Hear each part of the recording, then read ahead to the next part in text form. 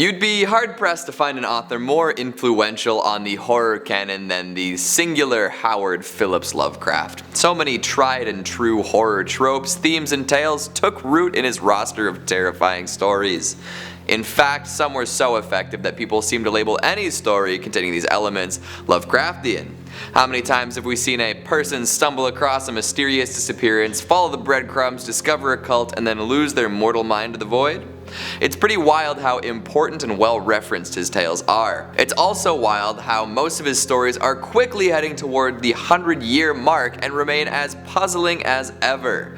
Some mysteries have been solved, others left to our imaginations to fester and spread over the course of a century. Hello horror heads, and welcome back to the scariest channel on YouTube, Top 5 Scary Videos. I'm your horror host, Keegan Hughes, and today we're counting down the top 5 scariest mysteries in Lovecraftian literature. Put on your blindfold and write a pile of cryptic letters for your distant relatives to discover, because this is a rabbit hole most protagonists don't make it out of. Before we get started, make sure to give this video a big thumbs up and subscribe for more cosmic chaos. Phenomenal. Let's begin. Coming in at number 5, The Call of Cthulhu. One of Lovecraft's most well-known stories, this one has been adapted, tweaked, restyled, transformed, modified, and customized in all sorts of ways. There are video games based on the subject matter. There are countless short films loosely adapted from the source material. It's the classic Lovecraftian tale of a poor sap and the dangerous pursuit of knowledge. We follow Francis Wayland Thurston as he unearths a veritable pile of information about Cthulhu. Through notes left behind by his grandfather, he finds out that many people across the world feel some sort of connection to the dreaming demon, tethered to it through the Call of Cthulhu. Split into 3 chapters, each exploring a different event connected to the deep sea slumberer. First, some sculptures and effigies are discovered, along with strange, hysterical events taking place around the world. We're introduced to some classic HP imagery here as well, with a student describing a fever dream influenced by the Call. Great cyclopean cities of titanic blocks and sky-flung monoliths, all dripping with green ooze and sinister with latent horror. Next, we find out about a police investigation that uncovered an undying cult, hundreds of people chanting incantations while sacrificing women and children. These cultists want to liberate Cthulhu as he sleeps. Finally, Thurston comes across an article detailing the exploits of the lone survivor of some very odd events at sea. After being attacked by a strange yacht and discovering a Cthulhu idol, the crew of the Emma accidentally stumble upon the nightmare corpse city of Belaya. As they slog through the non-Euclidean geometry of this unworldly city, somehow Cthulhu is released, killing most of the crew. 2 remain, but after their narrow escape, both men went mad and eventually died. The mystery embedded here is multi-layered. What happened to Thurston's grandfather? How did he become aware of these cultish activities? Did the cult allow this information to escape to lure more people in? Does Thurston know too much? What'll happen next?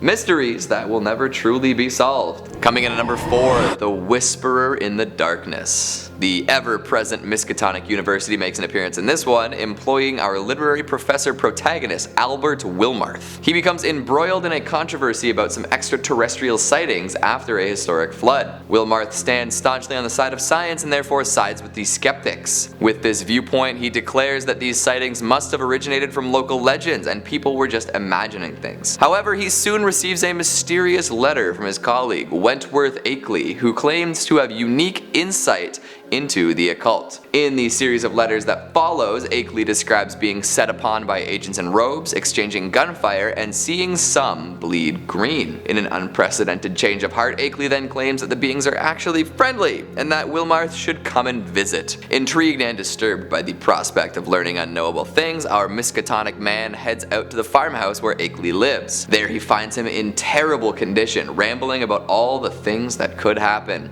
The emaciated man explains that he will have his brain extracted and placed into a canister that will let him live forever and withstand space travel. This all seems like a little much for Wilmarth, who then heads to bed for the night. Now the real mystery kicks in. In the middle of the night, Wilmarth creeps down the stairs and finds a pile of discarded robes, seemingly belonging to his friend. Upon further inspection though, it appears that he never really spoke to his friend at all. Inside the robes are Akeley's face and hands. So who was sending those letters? And who did Wilmarth speak with that night? Was Akeley already in a brain tube blasting off into space? We may never know, as when Wilmarth returned with the police, the house was empty and his letters gone. Crawling in at number 3, the rats in the walls. A descent into madness with an unreliable narrator always makes for a fascinating puzzle to piece together. Delaporte, our man from Massachusetts, moves to England to take residence in his ancestral home, much to the chagrin of the locals. Already a mystery. Why are they so upset about someone moving in? Well, as it turns out, the Delaportes of England had maintained an underground city for centuries. Inside this subterranean complex, generations of human cattle. Yep. They raised and harvested humans for their flesh. Apparently this all ended when one particular Delaporte decided he'd had enough of the madness and killed everyone before piecing out. This left a great deal of livestock along with one surviving family member to live among the ruins and eventually be eaten by the rats down below. All this proves to be too much for our narrator, who promptly goes mad. Or was he mad to begin with? He attacks a friend in the darkness and begins to eat him while making awful animal noises. This lands him in a mental institution where it's revealed that another investigator into the family home has gone mad. In the end, Exham Priory is destroyed and the existence of the underground city is hidden. Delaporte maintains his innocence, claiming that the rats did everything. The rats in the walls. Does he mean that the rats ate his friend? Or that the rats made the city and enslaved the humans? Or maybe he's just too far gone, only focused on the rats. Coming in at number 2, the statement of Randolph Carter. Mr. Carter is a regular customer in the world of Lovecraft, appearing in multiple Dream Cycle stories. However, here he is just a regular man who found himself in irregular circumstances. It's told in the form of a first-person testimony given to police after the disappearance of Carter's friend, Harley Warren. And that's the big mystery here. What happened to Harley Warren?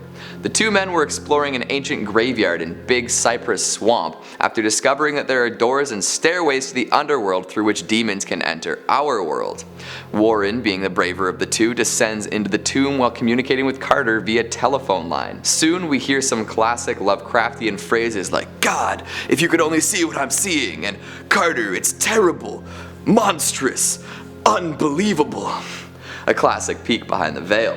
But of course this doesn't last long. After an extended period of silence, Warren tries to get Carter to run away. Actually, he tells him to drop the slab and beat it. Carter, ever the vigilant friend, sticks it out a little longer, trying to figure out what the hell was going on. Shouting into the line, trying to get Harley to respond, Carter hears something that he probably wishes he didn't. A voice, deep, hollow, gelatinous, remote, unearthly, inhuman, disembodied. "You fool.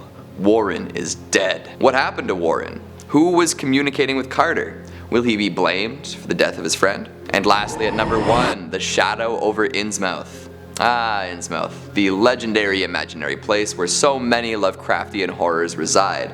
Kinda like Derry, Maine in the Stephen King universe. Here we meet Robert Olmsted, who is fascinated by this little mysterious town. As he strolls the cobblestone streets, he notices that the townfolk are a little odd. They walk a bit like zombies, shambling, fish-eyed. This is strange to him, so he takes it upon himself to ask about it. Enter Zadok Allen, an eccentric figure with knowledge of the locals. Allen explains that the folks of Innsmouth have devoted themselves to a race of terrible fish people known as the Deep Ones. They forced humans to breed, creating the offspring that Olmsted saw shuffling through the shops. Eventually, these human-esque figures become full-on fish folk and join their progenitors in the sea. Olmsted chalks this story up as bunk and decides to look for answers elsewhere. This strategy proves to be worrisome as Allen disappears, compounding the mystery as well as the panic in Olmsted's heart. Is it really monsters causing all of this? Or is it just a cult who thinks they're worshipping monsters? I guess you'll have to head down to the library to find out. This story is very famous for introducing the Deep Ones to the Lovecraftian universe, as well as bringing up the esoteric order of Dagon. Very influential, very mysterious, very fishy. This is probably a beginner Lovecraft reader's best bet for all the stuff that makes him famous. So go out, grab your monocles and pipes, and do your best to work through some of these conundrums. What do you think of the list? I stuck to strictly HP himself. Are there any in the extended canon you would add? Make sure you let me know down in the comments. Speaking of comments, let's quickly look at some of your more squishy ones from the top 5 scariest monsters from Dante's Inferno, part 2. The Horned King says, I'm pretty sure I'm gonna end up in lust. The internet is one hell of a drug. I mean, your name is the Horned King. Horned. If that doesn't say lust, I don't know what does. Lessa M says, hellish fart will now be my new favorite insult. Could you please use that in a sentence? I just want to know what context you're thinking of using it in. Ben Trimble says, Limbo isn't a pagan afterlife, it's a party game. Not literally, it's meant as a lame joke. Lame joke achieved. Now somebody bring over a boom pole so I can show off my skills. HJHJ690 asks, so what happens to someone who does all sins? They have a really good time. And Nightmare Pete says, if I had to choose, I'd go with Limbo because it's rather chill and you can just chat forever. Imagine the inside jokes those guys must have down there. All of eternity to work on dumb bits with your homies. Classic. And that's all the time we have for today. Before I enter a helium balloon and breathe real deep, make sure you give this video a big thumbs up and subscribe for more terrifying tales. Thanks for watching, and I'll see you next time. We're introduced some sort of... These cultists wanted to have her.